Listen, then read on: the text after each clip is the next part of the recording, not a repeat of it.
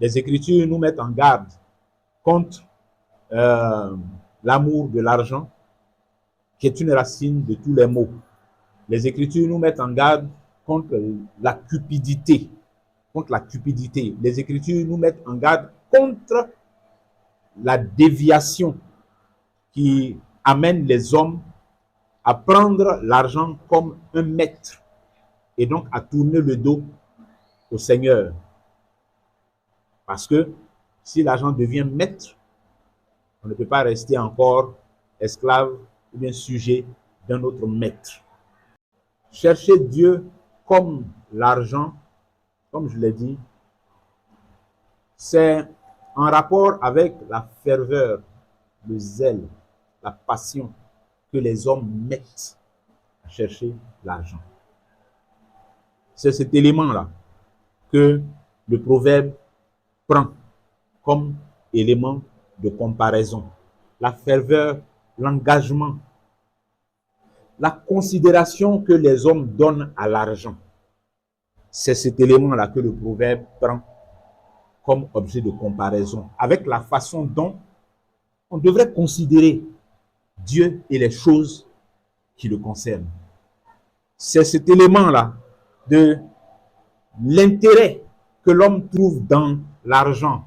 Et donc cet intérêt le conduit à poursuivre l'argent, à rechercher l'argent d'une certaine manière. C'est dans cet intérêt-là et dans la manière que ça entraîne de chercher l'argent-là que se trouve la comparaison. Donc, comprenons bien qu'il s'agit pour nous de nous regarder, de nous observer et puis de voir nous-mêmes. Je dis nous, parce que nous également, nous cherchons l'argent sans que ça soit un mal en soi. Nous cherchons l'argent tant que nous restons dans les proportions, dans les limites qui nous sont données par le Seigneur. Il n'y a pas de mal en soi à chercher l'argent pour vivre et pour servir Dieu. Mais même cet argent que nous cherchons simplement pour vivre et pour servir Dieu, nous avons quand même une manière de le chercher.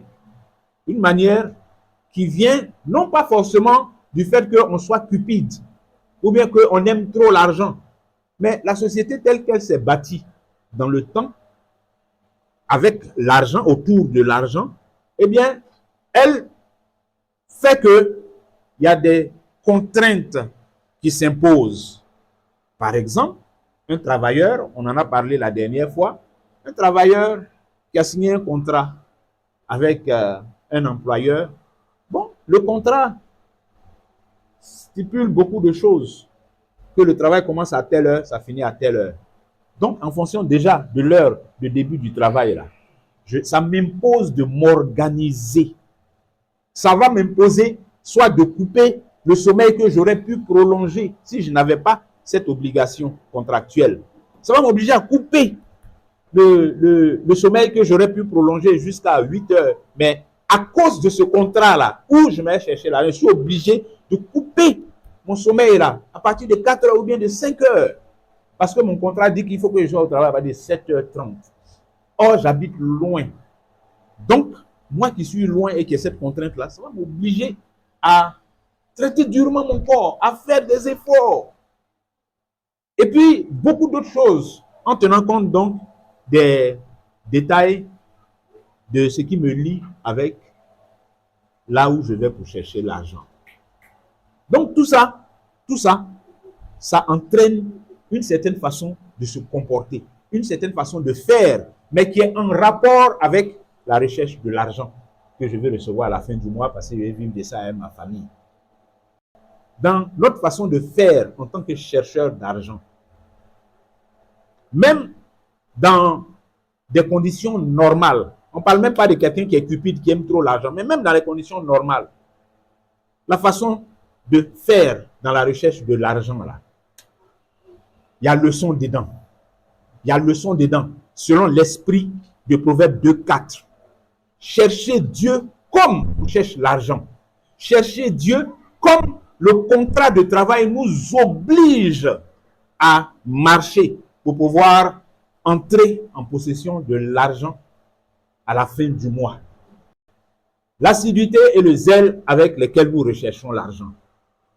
C'est une leçon, il y a une leçon dedans pour nous, dans la façon dont Dieu veut être recherché.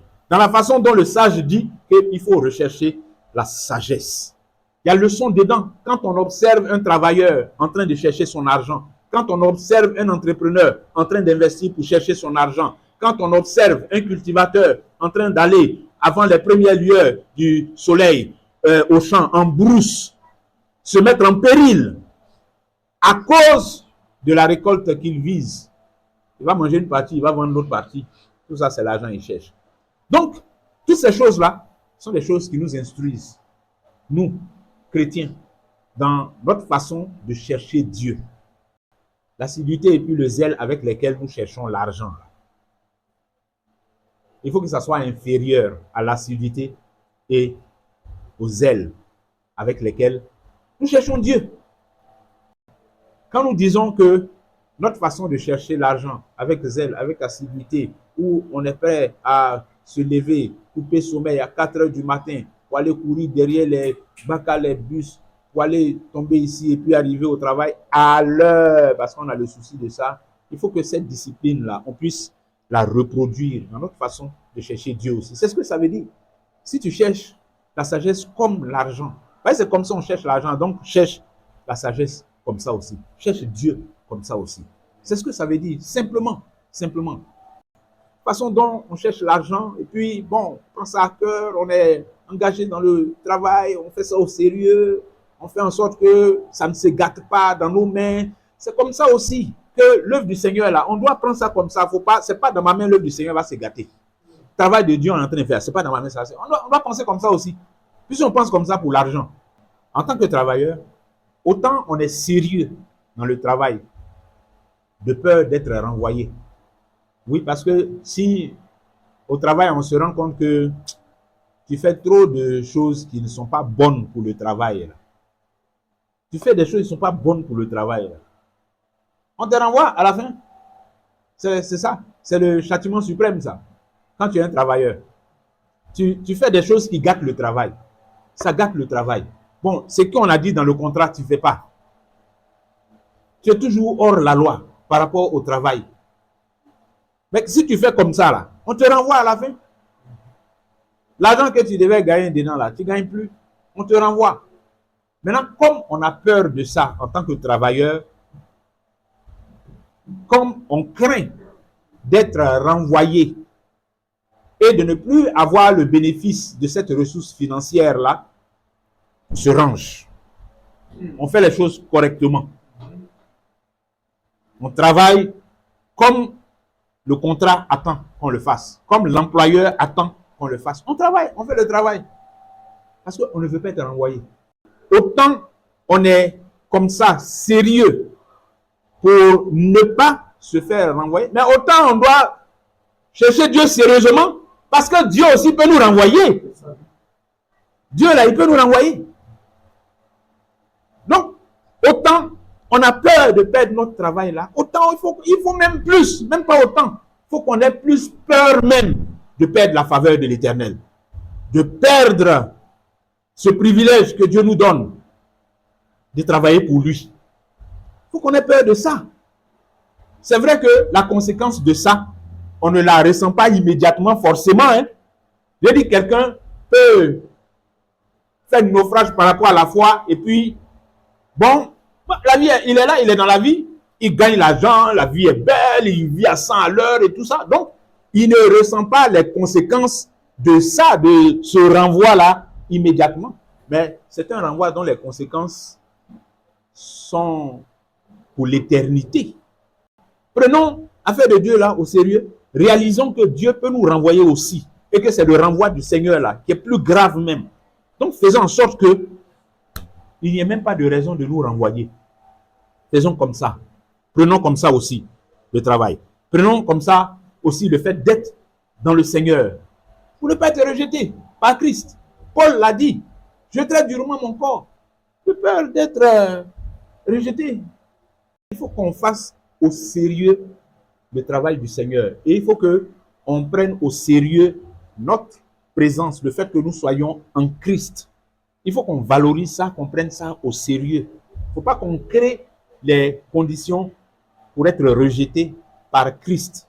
Parce que ça là, afin d'être rejeté par Christ là, le Seigneur lui-même a fait cas de ça.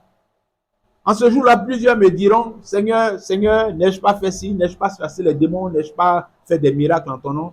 Et je leur dirai, arrière de moi, retirez-vous de moi, ouvrier d'iniquité. Je ne vous ai jamais connu. Mais pourquoi? Ça, c'est quelqu'un qui a marché d'une manière telle qu'il a été. Il avait déjà été vomi même par le Seigneur, mais parce que ses voies étaient mauvaises. Donc, tu as beau revendiquer à la fin là-bas, il ne te reconnaît pas. Tu es rejeté depuis. Parce que tu n'as pas pris à cœur la façon dont on met cœur dans l'argent pour ne pas perdre son travail là. Tu n'as pas pris à cœur comme ça d'être accepté, d'être gardé, d'être approuvé par l'Éternel. Cherchons toujours à être approuvés par Dieu. Faisons ce qu'il faut pour être toujours approuvés par le Seigneur. Dans nos voies, les voies dans lesquelles nous passons, les choses que nous faisons, la façon dont nous vivons, faisons tout pour être toujours approuvés par le Seigneur et non pas rejetés. Parce que le Seigneur peut nous rejeter. Que le Seigneur soit satisfait de notre travail. Que le Seigneur soit satisfait de notre façon de le chercher. Regardez comment le Seigneur fait les louanges de Job. Comment Dieu fait Atalakou de Job dans les oreilles de Satan. As-tu vu mon serviteur Job? Un homme droit, qui marche droit, qui craint l'Éternel, qui se détourne du mal. Un homme intègre dans ses voies. Voilà ce que Dieu dit de Job.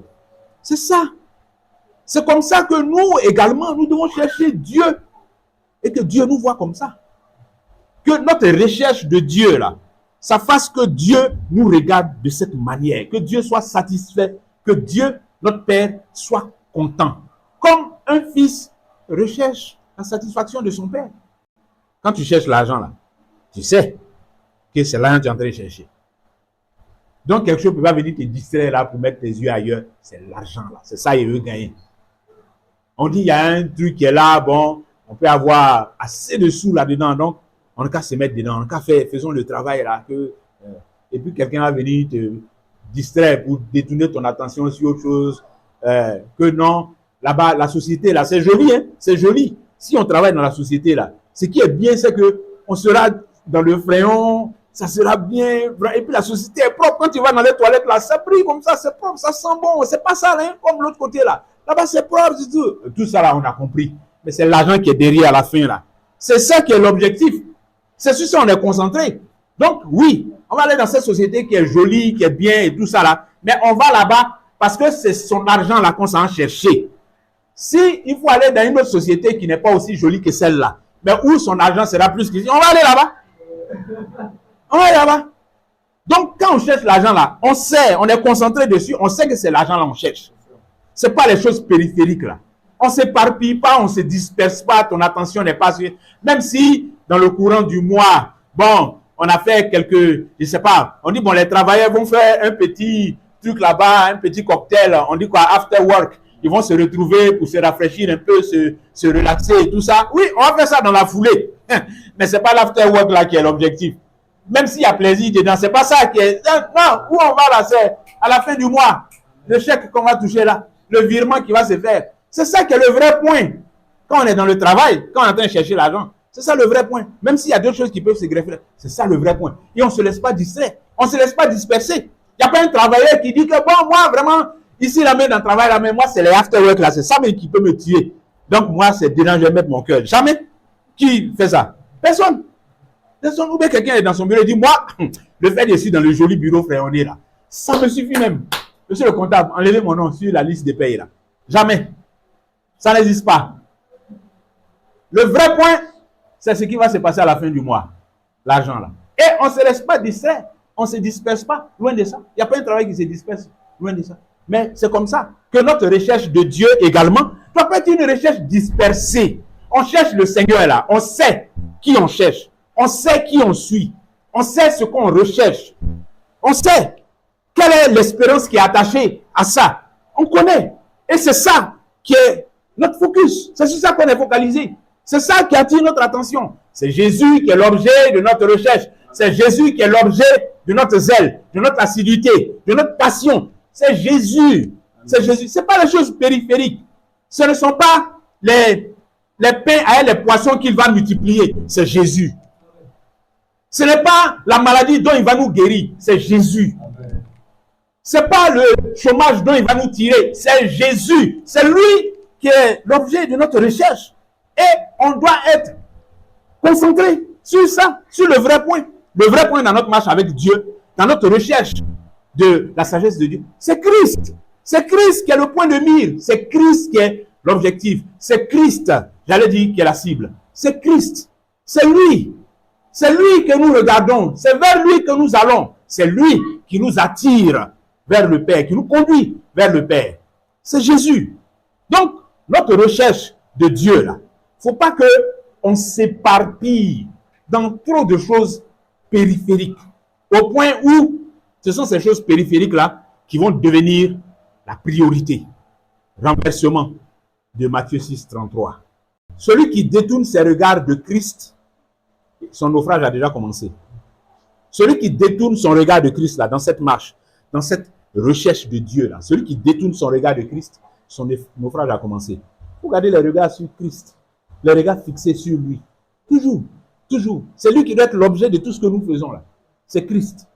Ce n'est pas mon frère, ce n'est pas ma soeur, c'est Christ.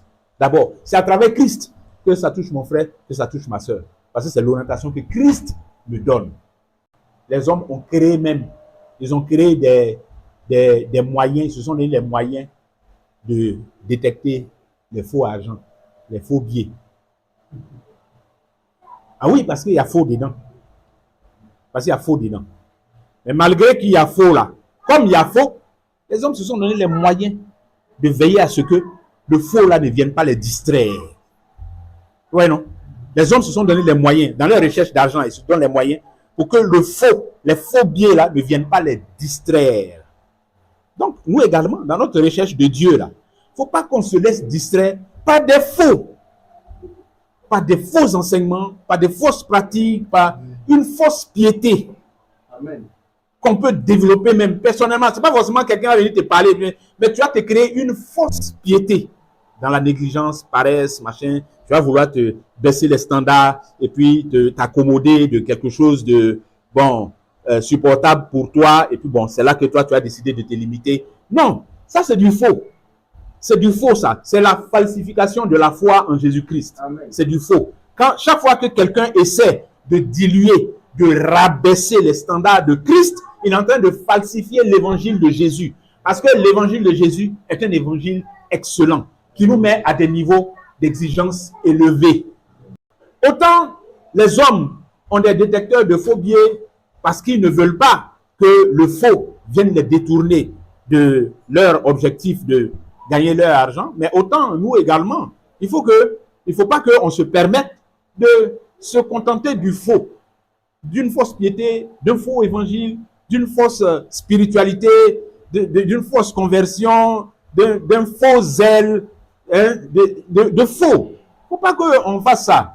Faut pas qu'on fasse ça. Il faut que notre façon de chercher Dieu, là, dans ces choses-là, on soit rigoureux et qu'on soit vraiment concentré sur ce qui est vrai, sur ce qui est juste, sur ce qui est de Dieu, ce que Dieu veut, comment Dieu veut que ça soit, ce que Dieu veut que ça soit, comment ça doit être. Il faut qu'on soit concentré dessus, il faut qu'on comprenne, ça doit être clair dans notre esprit. Pas qu'on marche dans le flou, vous voyez quelqu'un qui marche dans le flou, qui ne sait pas, qui n'a pas les moyens, ou qui ne se donne même pas la peine de distinguer les faux billets des vrais billets, lui, il va se retrouver à la fin avec beaucoup d'argent, mais c'est des faux billets. Ça ne sert à rien.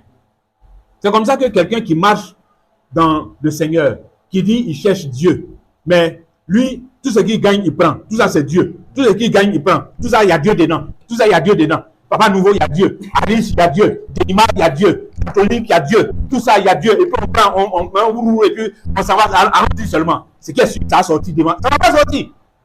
Ça va sortir. Il faut qu'on puisse discerner. Il faut qu'on sache distinguer le vrai du faux. Il faut qu'on sache distinguer l'ivraie du blé. Il faut qu'on sache faire la distinction. Et c'est pour ça que, comme on a dit au début, il faut avoir de la profondeur. Parce que si tu es superficiel, tout ça là, tu n'es pas dedans. Hein. Si tu es superficiel, c'est à la surface là-bas qu'on racle tout, on met et puis on s'en va avec. On ne va pas en profondeur. Donc c'est important. C'est important. La connaissance que nous avons des voies du Seigneur, la connaissance que nous avons de sa parole, la façon dont nous approchons les Écritures pour les connaître, la façon dont nous sommes assidus dans la recherche de la connaissance de Dieu, la façon dont nous appliquons être zélés dans l'obéissance au Seigneur, dans les moindres choses que nous avons apprises, les 1, 2, 3 choses dans lesquelles nous avons été éclairés, la façon dont on prend ça et on s'applique à obéir à ça. C'est tout ça qui nous exerce. C'est ça qui nous forge une aptitude à discerner le vrai du faux. Exercer au discernement, ça veut dire que quand tu marches dans le Seigneur et puis tu apprends à obéir à la parole de Dieu telle qu'elle est donnée, en vérité, tu reçois un enseignement, tu marches selon cet enseignement. Dans ta marche selon cet enseignement, il est possible que tu aies même des difficultés. Mais même en passant par ces difficultés, tu persévères, tu traverses ces difficultés, tu traverses ces épreuves et tu acquiers de l'expérience dans ta marche avec Christ. Des choses se passent pendant que tu marches avec le Seigneur, là, dans tes contacts avec les frères, avec les sœurs. C'est dans tout ça, c'est dans cette vie-là, pratique de disciple, que tu apprends. Tu apprends à être avec tes frères. Tu apprends à appliquer la connaissance des Écritures à tes rapports avec les frères, avec les sœurs, avec les inconvertis, dans la vie de tous les jours, dans ton travail, etc. Les décisions que tu prends, les décisions que tu ne prends pas, les erreurs que tu commets, les réparations que tu fais. C'est dans tout ça que si tu restes dans la lumière de Christ, selon sa pensée, selon sa parole, et que tu traverses toutes ces choses-là, c'est comme ça que ton esprit est exercé à discerner ce qui est selon la volonté de Dieu et ce qui n'est pas selon la volonté de Dieu. Contrairement à quelqu'un qui se jette dans la facilité, que, hop là, il choisit tout là, il ne cherche pas la volonté de Dieu, hein, il ne cherche pas ce que les Écritures disent par rapport à ça, pour moi en tant que chrétien, se jette ici, se jette là, parce qu'il voit que c'est ça qui va l'arranger d'après lui, se jette là, se jette. Un esprit qui fait comme ça là, ne sera jamais exercé à discerner ce qui est bon et ce qui ne l'est pas. Parce que quand il est en face d'une situation où il doit apprendre à choisir ce qui est bon et laisser ce qui n'est pas bon, il ne vient pas prendre comme référence la pensée de Dieu. Il prend sa propre pensée. Donc, il ne peut pas être exercé à discerner ce qui est bon de ce qui ne l'est pas. Ce qui est agréable à Dieu de ce qui ne l'est pas. Le travail est difficile, mais on fait. Le travail est pénible, mais on fait. Le travail est sale, mais on fait. Regardez ceux qui ramassent poubelle là. C'est le travail. Quand tu passes à côté, tu fais comme ça. Lui, il est dedans toute la journée. Il y a de la pénibilité dedans. C'est difficile, mais on fait. C'est l'argent qui est derrière. Bon, et c'est ça que Dieu regarde là. Et puis il dit, mais cherchez-moi comme vous cherchez l'argent là. Parce que votre manière de chercher l'argent là, c'est pas parce que c'est difficile que vous reculez. C'est difficile, mais vous partez. Votre manière de chercher l'argent là, c'est pas parce que c'est sale, c'est salissant que vous ne faites pas. C'est salissant, mais vous faites. Donc, d'où vient que pour chercher l'argent, vous êtes prêt à braver les souffrances, les difficultés, la pénibilité, la saleté, le manque de confort. C'est pas tout travail, c'est pas tous les travaux qu'on fait dans le bureau. Le manque de confort. Il y a des gens qui travaillent, c'est sous le soleil. Travail. Il y a tout ça dedans. C'est difficile, c'est pénible. Il y a des contraintes là-dedans et tout ça. Il y a des risques et tout ça, mais on fait. Mais on fait. Bon, donc, il ne faut pas que ces facteurs-là, ça soit des facteurs bloquants dans notre recherche du Seigneur. Il ne faut pas que ce soit des arguments qui vont nous bloquer dans notre recherche du Seigneur. Genre, comme, bon, l'œuvre de Dieu, là, c'est trop difficile. Donc, vraiment, moi, ici, là, je ne fais pas aussi. Quand c'est pour l'argent, là, tu ne réfléchis pas comme ça, hein. Quand c'est pour l'argent, là, tu ne calcules même pas pour dire que tu es fatigué. Tu es fatigué, mais tu as trimballé la fatigue. Là. Mais si c'est pour marcher sur tes genoux pour aller au travail, tu as marché sur tes genoux. Là où on est prêt à faire des sacrifices pour le travail, là, on n'est pas prêt à faire les mêmes sacrifices pour l'œuvre du Seigneur. C'est difficile, mais restons dedans. Cherchons Dieu. Le chemin, Jésus nous a averti, notre Seigneur. Le chemin, là, ce n'est pas un boulevard. Le chemin de Christ, là, ce n'est pas un boulevard. Ce n'est pas autoroute, bien goudronnée. C'est une piste. C'est une piste dans la forêt. C'est une piste dans la forêt. À côté de la piste dans la forêt, il y a un grand boulevard bien goudronné, un lampadaire de bout en bout. Mais le chemin sur lequel Jésus nous veut, là, c'est une piste dans la forêt. Une piste sur laquelle parfois on gravit des collines, des montagnes. Parfois on passe dans des vallées. Parfois on passe sous des arbres. Par moments c'est une plaine qui est là. On est à découvert. Nu, il n'y a rien pour nous protéger. Puis on est sur la piste là. C'est ça. C'est ça, chercher le Seigneur par Jésus-Christ. Donc, on est déjà averti, on est au courant de ça. Restons dedans. Il faut que la façon dont on est ferme, on est assidu, on est zélé, on est profond, on est engagé dans notre façon de chercher l'argent. C'est comme ça que au moins on doit aussi faire dans notre affaire de Dieu. C'est comme ça qu'on doit chercher aussi Dieu. Ouais, notre recherche de l'argent là, ça répond à un besoin qui est continu. C'est-à-dire que quelqu'un ne cherche pas l'argent aujourd'hui et puis il dit bon, comme j'ai eu l'argent et que je peux manger avec ça 2 jours, 3 jours, donc c'est bon, je ne cherche plus l'argent. C'est quand j'ai fini de manger ça là, quand ça va finir, que je vais aller encore chercher l'argent. On ne fait pas ça. C'est un besoin continu. Parce que l'argent qu'on cherche là, c'est pour satisfaire des besoins qui sont là, qui sont continus, qui existent toujours. On a besoin de manger, on a besoin de se vêtir, on a besoin de se loger, on a besoin de se soigner. Tous ces besoins-là, ça demande l'argent. On a besoin de se déplacer. Tout ça, ça demande l'argent. Donc, comme ce sont des besoins qui sont permanents, qui sont là en permanence, eh bien, notre recherche de l'argent aussi, elle est permanente. Elle est continue. On continue de chercher l'argent. C'est un besoin continu. Donc, c'est une recherche qui est continue. La recherche de l'argent, c'est une recherche qui est continue. Même une fois encore, pas forcément parce qu'on est cupide ou bien parce qu'on a un amour démesuré pour l'argent. Non.